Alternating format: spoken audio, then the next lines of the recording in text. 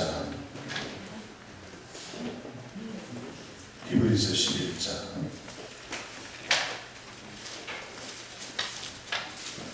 히브리서 11장 1절에서 6절 말씀까지 우리 교독하겠습니다. 히브리서 11장 1절에서 6절까지 지난 364쪽입니다. 우리 교독하겠습니다. 믿음은 바라는 것들의 실상이요 보이지 않는 것들의 증거니 믿음으로 모든 세계가 하나님의 말씀으로 지어진 줄을 우리가 하나니 보이는 것은 나타난 것으로 말미암아 된 것이 아니니라. 믿음으로 하나님의 하나님보다 더 나은 세상을 하나님께 드리고 의로운 자가 하시는 증거를 얻으시니 하나님이 그 예물에 대하여 주문하시니라. 그가 죽었으나 그 믿음으로써 지금도 말하느니라. 믿음으로 에녹은 죽음을 보지 않고 옮겨졌으니 하나님이 그를 옮겼으므로 다시 보이지 아니하였느니라. 그는 옮겨지기 전에 하나님을 기쁘시게 하는 자라는 증거를 받았느니라. 믿음이 없이는 하나님을 기쁘시게 하지 못하나니 하나님께 나아가는 자는 반드시 그가 계신 것과 또한 그가 자기를 찾는 자에게 상 주시는 있음을 믿어야 할지니라. 아멘. 인생을 사는 데는 반드시 원리가 있습니다. 우리가 신앙생활을 제대로 하기 위해서는 신앙의 이 원리를 배워야 합니다. 자동차를 운전하려고 해도 운전의 원리를 배워야 하고 청소기를 사용하는 것도 사용 방법을 알아야만이 제대로 작동할 수가 있습니다. 심지어 농사를 지으려고 해도 농사법을 알지 못하게 되면 농가가 치더라도 무용지물이 되고 마는 것입니다. 그래서 우리는 늘 배우기를 원해야 합니다. 많은 사람들이 성공하기를 원하고 다른 사람들보다 행복하기를 원하고 있습니다. 그러나 막상 성공하기 위하여 배우고 노력하려고 하지 않습니다. 행복하기를 원하면서 행복을 꿈꾸지 않으면 행복을 위하여 최선을 다하지 않는다는 것이 문제인 것이죠. 많은 그리스도인들이 뜨겁게 열정적으로 하나님을 섬기기를 원합니다. 그러나 막상 이 믿음의 원리를 배우고 그렇게 살려고 노력하지 않는다는 것입니다. 믿음의 선배들의 이 신앙을 우리가 살펴보게 되면 그들은 동일하게 이 믿음의 원리를 알고 있었다는 것입니다. 그렇다면 오늘 이 짧은 시간에 어떻게 하면 믿음의 원리를 배울까? 그것을 우리의 삶에 적용해서 승리의 삶을 살 수 있을 것인가? 거기에 대해서 잠시 말씀을 드리겠습니다. 오늘 본문을 통해서 우리가 첫 번째 찾을 수 있는 교훈이 무엇인가 하면 믿음은 항상 현실의 뿌리를 내려야 한다는 것입니다. 우리는 하나님을 믿는다고 하면서 믿음에 대하여 무지합니다. 믿음을 이야기하지만은 너무나 막연하게 이야기할 뿐이지 구체적인 어떤 계획과 전략이 없습니다. 오히려 방법을 이야기하고 구체적인 계획을 잡으면은 신앙이 없는 것처럼 그렇게 생각할 때가 있습니다. 너무 현실적인 것도 문제이지만은 현실이 없는 이상에만 모든 신앙의 뿌리를 내리고 있다면 이것은 더 큰일인 것이죠. 그러나 믿음은 항상 현실의 뿌리를 내리고 있다는 것입니다. 즉 현재 나의 믿음이 나타나야 한다는 것입니다. 현재 나의 삶 가운데 믿음의 영향력이 나타나야만이 그것이 진짜 하나님께서 우리에게 원하시는 믿음의 모습입니다. 그래서 신앙생활은 항상 현재 나의 현실의 뿌리를 내리고 있어야 합니다. 어떤 사람은 늘 이상만 얘기를 합니다. 또 어떤 사람은 과거에 10년 전에 20년 전에 30년 전에 자기가 처음 은혜를 받은 것을 얘기합니다. 어느 장소 어떤 사람을 만나면 은혜 받은 사람들만 만나면 이야기합니다. 나는 과거 30년 전에 기도원에서 뜨겁게 승리를 처음 그때가 좋았어. 그때 30년, 40년, 10년 전에 좋았었는데 이 과거의 뿌리를 내리고 있는 신앙생활을 하는 사람이 있어요. 그리고 어떤 사람은 지금은 조금 볼품없지만은 미래에는 나의 신앙이 잘 될 것이라는 막연한 기대감 속에서 살아가는 사람들도 있습니다. 현실이 없어요. 그래서 현실은 늘 공중에 붕 떠 있습니다. 붕 떠 있는 상태에서 신앙생활하는 사람들이 굉장히 많습니다. 우리의 과거도 중요하고 미래도 중요하지만은 우리의 신앙은 항상 현재 지금 믿음의 뿌리를 제대로 내리고 있는가를 확인해야 합니다. 과거에 내가 믿음의 뿌리를 내렸다 할지라도 지금 뿌리가 없다면 미래는 보장되지 않을 것입니다. 지금 막연한 가운데 내가 신앙생활을 하고 있다면 미래 또한 막연한 것입니다. 지금 내가 하나님 앞에 바로 서 있다면 미래는 보장되는 것이야. 내가 아무리 과거의 삶이 엉망진창이었다 한다 할지라도 지금 현실에 그 믿음의 뿌리를 내리고 있다면 우리의 미래는 또한 아름다운 것이 되는 것입니다. 마가복음 9장 23절 말씀에 보면 예수께서 이르시되 할 수 있거든이 무슨 말이냐 믿는 자에게는 능치 못할 일이 없느냐. 현재를 말합니다. 마태복음 15장 28절 말씀에 보면은 이에 예수께서 대답하여 가르치되 내 믿음이 크도다 내 소원들을 되리라 하시니 그 씨로부터 그의 딸이 나오니라. 네 믿음이 크도다. 네 과거의 믿음이 크다. 네 앞으로 큰 믿음의 사람이 될 것이다. 그렇게 말씀한 것이 아닙니다. 네 믿음이 지금 네가 가지고 있는 네 믿음이 크도다. 그 믿음으로 말미암아 네 소원대로 그대로 되리라. 그것이 현재의 그의 딸이 나았다. 그렇게 말씀을 하고 있습니다. 예수님께서 사람들이 찾았던 가장 소중한 것이 현실에 지금 뿌리를 내리고 있는 믿음이 있느냐 없느냐를 보았다는 것입니다. 우리는 믿음을 얘기하지만 현실 지금 현재 나의 삶에서 그 믿음의 영향력이 나타나지 않습니다. 그래서 자꾸 이상을 얘기하고 이론을 얘기하고 자꾸만 현실에서 벗어나려고 하는 그런 모습이에요. 하나님의 사람들에게 있어서 믿음은 생명과도 같고 삶의 기초죠. 기초가 무너지면 아무리 큰 건물도 무너지는 것과 같이 우리 신앙생활 하는데 믿음이 무너지면 다 무너지게 되는 것입니다. 그래서 오늘 본문 말씀을 통해서 여러분들이 첫 번째 정리해야 될 것은 나의 믿음은 현실의 뿌리를 내리고 있는가 하는 것입니다. 현실, 지금 뿌리를 내리는 신앙이 하나님이 기뻐하는 신앙입니다. 그 다음에 두 번째는 믿음의 대상을 분명하게 알아야 한다는 것입니다. 막연한 믿음은 아무 역사도 능력도 나타나지 않습니다. 반드시 믿음의 대상이 있어야 돼요. 나는 지금 누구를 믿고 있는가? 이것이 중요합니다.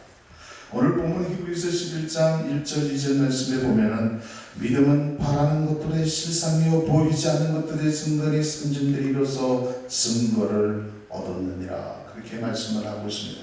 믿음은 바라는 것이고 바라보는 것이기에 반드시 바라볼 대상이 있습니다. 바라볼 대상이 분명하기 때문에 지금 나의 믿음이 실체가 되는 거예요. 보지는 못하지만 이루어진다는 믿음을 가지고 있기 때문에 믿음이 바로 증거인 것입니다. 내가 아무리 아름다운 이상을 얘기한다 할지라도 내가 지금 그 이상에 대한 미래에 대한 확신과 믿음이 없으면 그것은 거짓이 되는 거예요.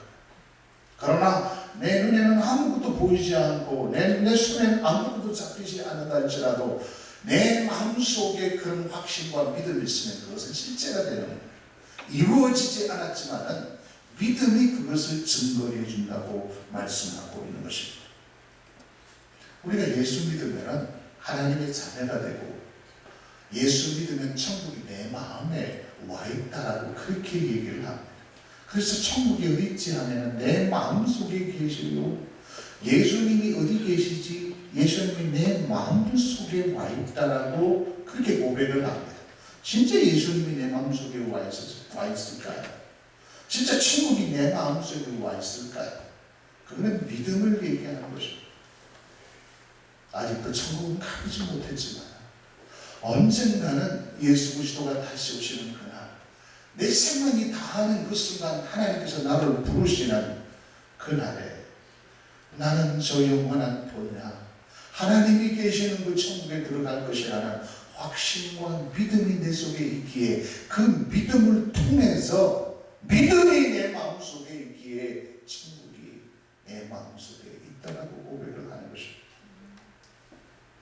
예수님이 어떻게 내 좁은 이 마음 공간 속에 들어올 수가 있겠어요? 믿음을 통해서 확인하는 것입니다. 믿음을 통해서 확인하는 것입니다. 그래서 다른 말로 하게 되면은 믿음의 대상이 없으면은 실체가 없는 것입니다. 믿음이 없기 때문에 미래가 막연하게 느껴지는 것입니다. 믿음이 희미하면은 미래도 희미하게 느껴지고 보이지 않는 것이죠.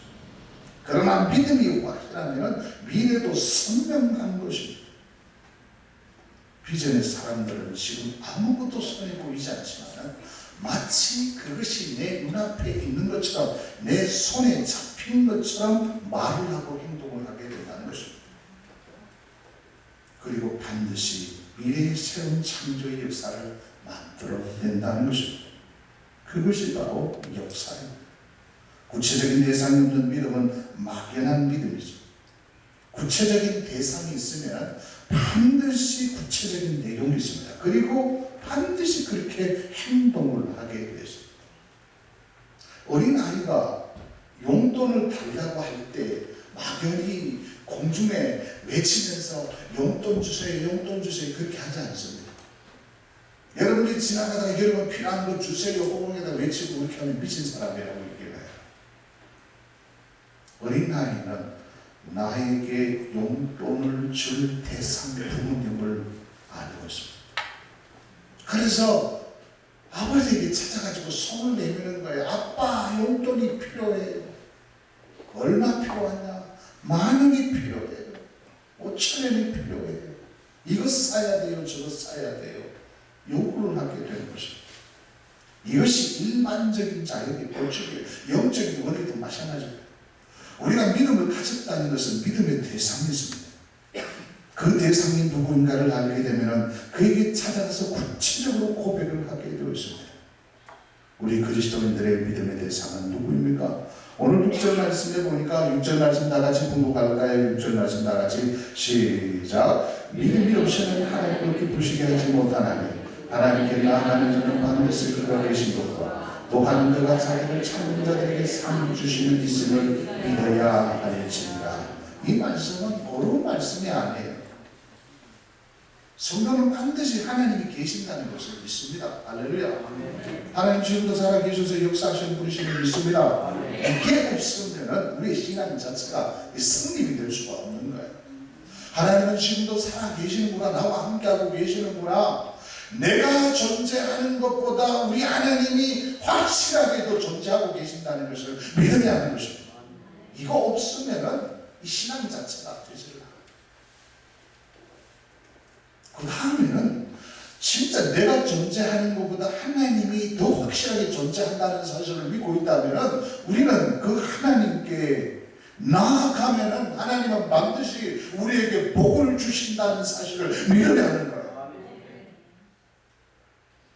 그런데 이 하나님 존재 자체가 희미하기 때문에 우리가 하나님께 나아가서 구하는 것, 이 하나님 주시는 이 자체로도 희미한 거예요.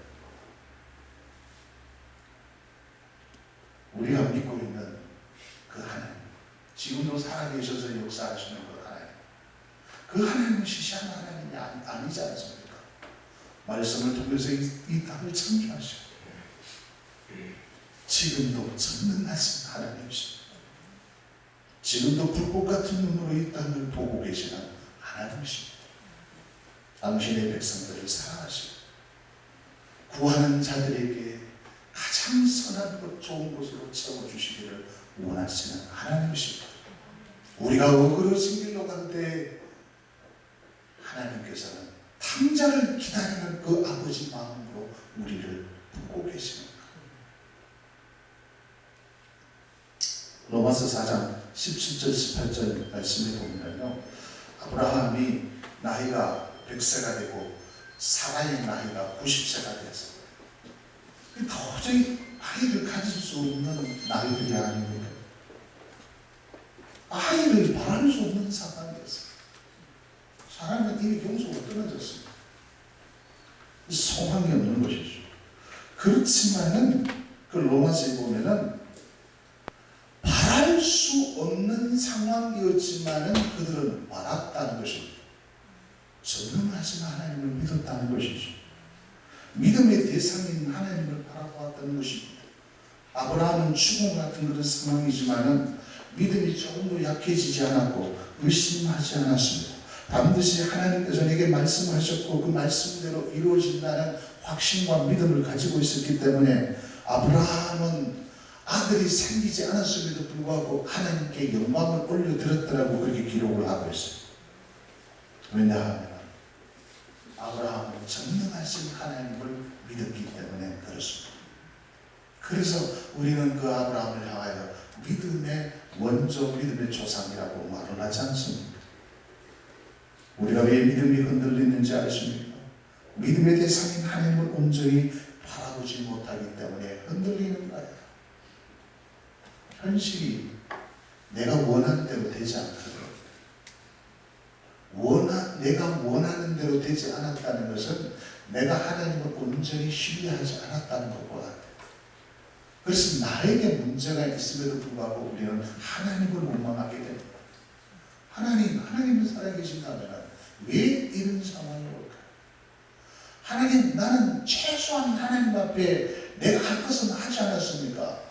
그렇다면 하나님 좀 알아서 해줘야 될 것 아닙니까? 왜 저에게 스트레스를 주고 왜 이렇게 엉망진창으로 만듭니까? 하나님 정말로 살아계십니까? 우리는 그렇게 하나님 앞에 원망하고 불평할 때가 있습니다. 정말로 하나님 그런 분이실까? 내가 소원하는 것을 무시하죠. 내가 하는 일마다 안 되게 만드시고 나에게 매일 스트레스를 주시고 내가 좀 가지려고 하면 빼앗아버리고 내가 좀 하려고 하면 무릎을 쳐서 거꾸로 뜨림을 당하게 만들고 모든 환경의 문을 다 닫아버리시고 우리 하나님은 그런 하나님이실까요? 천만에요. 우리 하나님은 그런 하나님이 아니십니다. 오히려 그 반대입니다. 길이 없는 곳에 길을 내시는 하나님이십니다. 하나님께서는 당신의 주권적인 방법을 통해서 다리라도 만들어서 그것을 지나가게 하시는 분이십니다.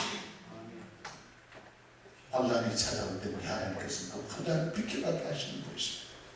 어떠한 고통과 어떤 시련이 찾아와도 우리 하나님께서는 그것을 거뜬히 이겨낼 수 있는 능력을 주시는 전능하신 하나님이십니다.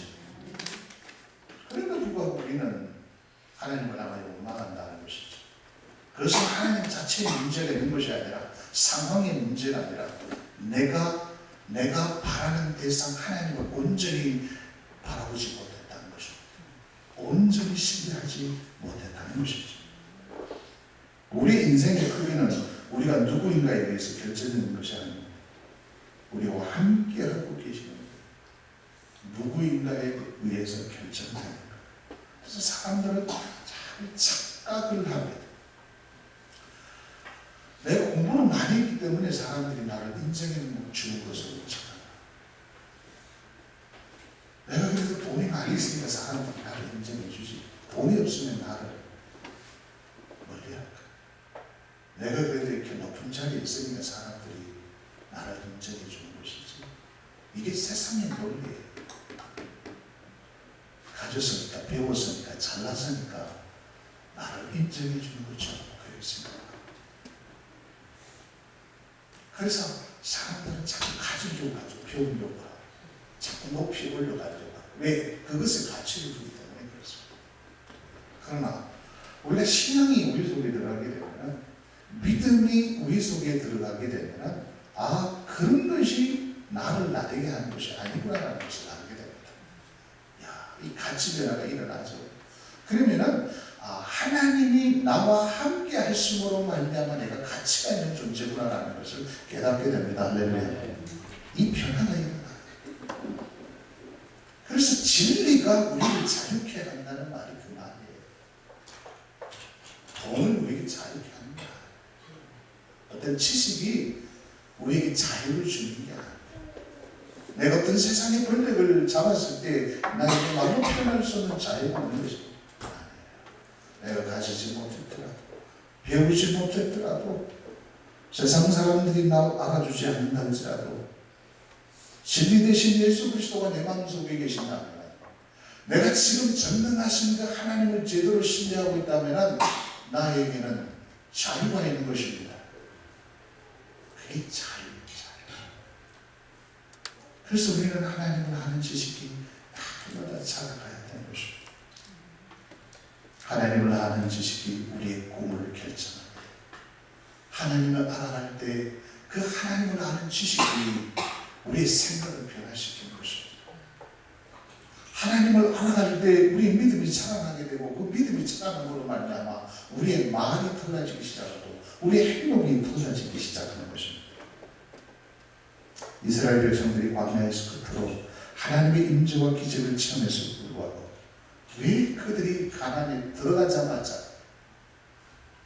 왜 배교를 했겠습니까? 왜 우상을 숭배했을까요? 그들은 바알문화 세속적인 삶의 매력을 느껴서 결국에는 믿음의 대상을 놓쳐버렸다는 것입니다. 이게 문제예요. 없을 때는 하나님 좀 채워달라고 우리는 기도하게 때문에, 하나님 좀 채워달라고 좀 떵떵거리며 살 수 있도록 해달라. 그래서 하나님께서 그 기도를 들어주셔가지고 떵떵거리며 살도록 만들어주십니다. 그런데 어느 날 가만히 보면은 하나님께서 내게 채워주신 그 하나님을 향한 시선을 잊어버리게 된다. 목표와 방향을 잃어버린다. 그리고 하나님이 주신 그 떡부스럽기만 관심을 가지고 거기에 관심을 두게 된다는 것이죠.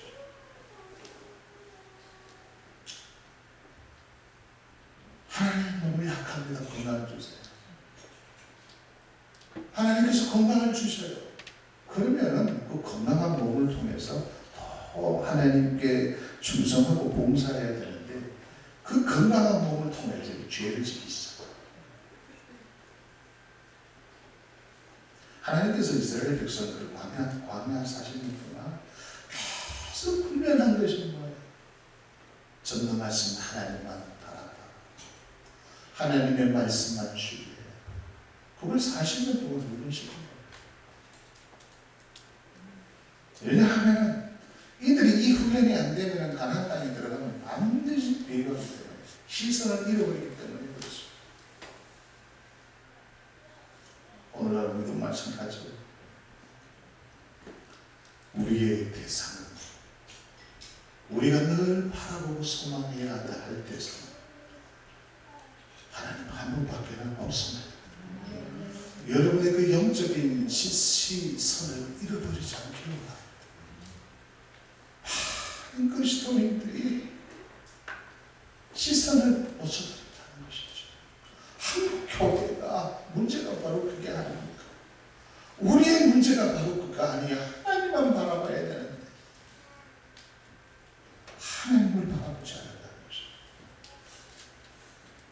하나님이 주신 또 무슨 의미를 바란다는 것이죠. 그게 기복주의야. 하나님 자신으로 만족해야 되는데 하나님이 주신 그 복에만 관심을 가지게 된다는 것입니다. 그 다음 세 번째, 오늘 본문 말씀을 통해서 우리에게 주는 교훈이 무엇입니까? 믿음의 대상이 누구라고 했습니까? 우리는 누구만 바라봐야 된다고 했어요. 그럼 그 바라본다는 것이 뭘까요? 바라보는 것, 이게 뭘까요? 다 같이 따라하겠습니다. 이야기하는 것이다. 바라본다는 것은 대화하는 것을 말하는 거예요. 하나님은 우리와 대화하기를 원하십니다. 그래서 하나님은 너무 우리에게 이렇게 말씀하셔요. 네 소원이 뭐냐는 거죠. 내가 너에게 무엇을 해주기를 원하는가? 내가 너에게 어떻게 인도해 주면 좋겠는가? 하나님은 너무 우리들에게 그걸 물으시는 분이십니다. 그래서 믿음의 대상인 하나님께 우리는 얘기를 해야 돼요. 그게 기도가 아닙니다. 대화를 해도 그게 찬양이 아닙니다. 대화를 잘하기 위해서, 기도를 잘하기 위해서 하나님과 깊은 교제를 나누기 위해서 우리는 말씀을 봅니다. 우리는 왜 예배합니까? 하나님과 교제하기 위해서 합니다. 참된 믿음은 하나님을 바라보면서 대화하는 사람. 그래서 나의 소원을 자꾸 얘기하는 것입니다. 우리가 소원이라고 하면은 자꾸만 어떤 불교식이나 사만인전적 정보 행위로 자꾸 그렇게 생각을 하는데, 하나님을 믿는 하나님의 백성이라면 반드시 마음속에 소원이 있습니다. 내가 간절히 바라고 원하는 것이 있다는 거예요. 신앙이 내 속에 들어오기 시작하고 내가 하나님으로부터 은혜를 받게 되면은 반드시 주어지는 것이, 그 다음에는 내가 하나님을 위해서 무엇을 할까, 어떻게 살면은 하나님의 뜻대로 살까 하는 그런 어떤 딜레마가 찾아옵니다. 고민이 찾아옵니다. 그러면은 이렇게 됐으면 좋겠구나. 우리 가정이 진짜 이렇게 했으면 하나님을 좀 기쁘시게 드릴 수 있겠구나. 내가 늘 다니는 그 직장 속에서 내가 할 역할이 뭔가 이렇게 되었으면 좋겠다. 그리고 여러분 자녀들을 바라보면서 우리 자녀들은 막연한 기대 가운데 사는 것이 아니라, 나는 너를 낳아줬으면 난 대학교까지만 시켜줄게. 그게 아니라 우리가 자녀들에게 원하는 것이 있지 않습니까? 나의 자녀들은 좀 이렇게 되었으면 좋겠다는 것이 있지 않습니까? 여러분 가정에 대한 소원이 있잖아요. 여러분 직장에 대한 소원이 있지 않습니까? 우리 교회에 대한, 우리 사회교회에 대한 여러분들의 기대가 있지 않습니까? 여러분 없습니까? 그냥 이렇게 살다가 죽을래요? 주면 먹고 안 주면 안 먹고 저기 고른다.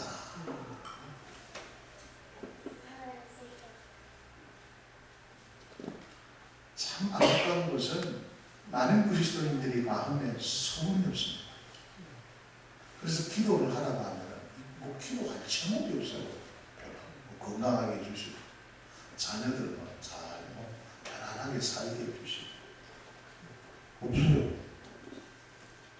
소원이 있는 사람은 막연하게 이야기하지 않습니다. 아주 구체적으로 얘기해요. 그래서 어떤 사람은요, 염치가 없어가지고 부끄러워서 내 속이 보이는 것 같아서, 어떤 사람은 나는 하나님 앞에 돈 달라고 아무도 기도한 적이 없어요. 그래도 얘기하는 사람이 있어요. 하나님은 우리들에게 소원을 보여라고 말씀합니다. 네가 아프면 아프다라고 얘기하고, 네가 부족하면 부족하다라고 얘기하고, 너는 내게 와서 부르짖으라고 말씀합니다. 제발 구하고 자꾸 두드리라고 말씀하고 계십니다. 이 지금 답답한 거 있지? 나에게 좀 얘기를 해라. 고백해. 사무엘나 23장 5절 말씀을 보면, 내 집이 하나님 앞에 이같지 아니하냐. 하나님이 나로 더불어 영원한 언약을 세우사 만사에 고비하고 경고케 하셨으니 나의 모든 구원과 나의 모든 소원을 어찌 이루지 아니하시냐. 다시 그렇게 고백을 했어요. 시편 36편 4절 말씀을 보면 여호와를 기뻐하라. 여호와를 즐거워하는 것입니다. 왜냐하면 그 하나님이 내 마음의 소원을 들어주시리라. 할렐루야. 바울도 고백을 했어요. 하나님께서 당신의 역사를 이어나가는데 하나님은 얼마든지 당신의 주권의 능력을 통해서 우리 인간의 손을 빌리지 않더라도 하나님은 말씀을 통해서 다 이루실 수 있는 분이에요. 하나님은 말씀 한마디로 다 하실 수 있는 분이에요. 하나님은요, 어둠의 세력들을 그냥 한 칼로 없애실 수 있는 분이에요. 하나님은요, 단 1초만이라도 교회를 20만 명, 수백만 명으로 부흥시킬 수 있는 전능하신 하나님이십니다. 그럼에도 불구하고 하나님은요, 아주 미련한 방법을 통해서, 우리가 생각하기에 아주 미련한 방법을 통해서 우둔하고 미련하고 부족한 우리와 같은 자를 통해서 하나님의 역사를 이루어나가시기를 원해요. 그래서 사도 바울은 우리의 마음에 소원을 주신다는 것. 소원을 주셔가지고 그 소원을 얘기할 때 하나님은 그 소원을 이루어 주심으로 당신의 역사를 이어나가시는 드라마틱하신 분이에요. 하나님이 당신의 주권적인 방법을 통해서 다 해버린다면 재미가 없습니다. 그런데 바보와 같은 나를 통해서 말씀을 증거하게 하셔서 변화시켜 나가시고 우둔한 우리들을 통해서 떠듬떠듬거리는 그 말을 통해서 영혼들이 주께로 돌아오게 만들고 우리는 얼마나 슬픕니까? 봉사와 충성을 해도 그냥 대충 그렇게 하지 않습니까? 그럼에도 불구하고 하나님께서는 그런 우둔한 우리의 손길을 통해서 하나님의 역사를 이루어 나가시는 거예요. 우리가 기도가 중요하다는 것을 알고 있음에도 불구하고 기도하지 않잖아요. 그렇지만 우리가 그렇게 뜨듬뜨듬하게 그렇게 기도하는 그 기도를 통해서 하나님은 그래도 그 기도를 통해서 이루어 나가시는 거예요. 그래서 하나님은 지금도 우리들에게 네 소원을 나에게 좀 하라. 내가 너에게 준 소원을 나에게 좀 아니라고 말씀하고 계십니다.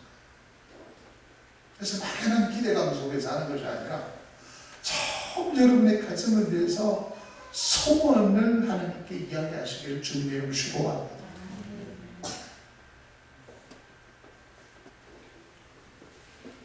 그래서 빌립보서 2장 13절에 보면 너희 안에서 행하시는 이는 하나님이시니 자기의 기쁘신 뜻을 위하여 너희로 소원을 두고 행하게 하시나니 그렇게 말씀을 하고 있습니다. 여러분 가정이 어떻게 됐으면 좋겠어요? 여러분의 가정, 자식들, 남편, 아내 어떤 사람이 되었으면 좋겠어요? 남편의 직장, 사업, 우리 선교회, 우리 교회 목사님, 또 우리 교회 성도님들 어떤 사람이 되었으면 좋겠어요? 우리나라가 어떤 나라가 되었으면 좋겠어요? 저 북한이 어떻게 되었으면 좋겠어요? 마음속에 소망하는 대로 하나님께 고백하는 그 소원을 들으시사 하나님께서 응답해 주신다고 말씀하고 계신 것입니다. 히브리서 5장 7절 말씀에 보면 그는 육체에 계실 때에 자기를 죽음에서 능히 구원하시니 심한 통곡과 눈물로 간구와 소원을 올렸고 그의 경건하심으로 말미암아 들으심을 얻었느니라. 그렇게 말씀하고 있습니다. 예수님도 자신의 마음속에 있는 소원을 하나님께 올려드린 것이죠. 소원하고 있다는 것은 참으로 좋은 일입니다. 건강한 사람은 자꾸 음식을 먹고 싶어져. 그러나 병에 걸린 사람은 음식이 전혀 생각나지 않습니다. 그래서 자식을 키워보면 무슨 음식이든지 잘 먹고 이거 대주세요 저거 대주세요 자꾸 말하는 이가 예쁘죠. 그런데 음식을 잘 먹지도 아니하고 부모에게 아무것도 요구하지 않는 그런 아이는 늘 걱정이 되지 않습니까? 늘 혼자가 있고 말도 하지도 않고 뭐 음식을 해놔도 먹지도 않고 분명히 무슨 문제가 있어요. 그런데 어떤 자식은 엄마 이것도 해줄게 저것도 해서 너무 맛있어요. 재미가 있어요. 그리고 갔다 와서 이거 됐어요 저거 됐어요 이야기해줘. 그러나 아이가 예쁘잖아요. 하나님은 마찬가지예요. 무슨 생각을 하고 있는지 무슨 말을 하고 있는지 전혀 하나님이 우리를 바라다보시고 아무 대답도 하지 않는다면 하나님을 답답해 하신다는 것입니다. 여러분의 마음의 소원을 하나님께 늘 올려드리시길 바랍니다. 그리고 네 번째 번째는 바라본 그 대상인 하나님에게 소원을 올려드리고 그 소원한 그대로 우리가 행동을 해야 된다는 것입니다.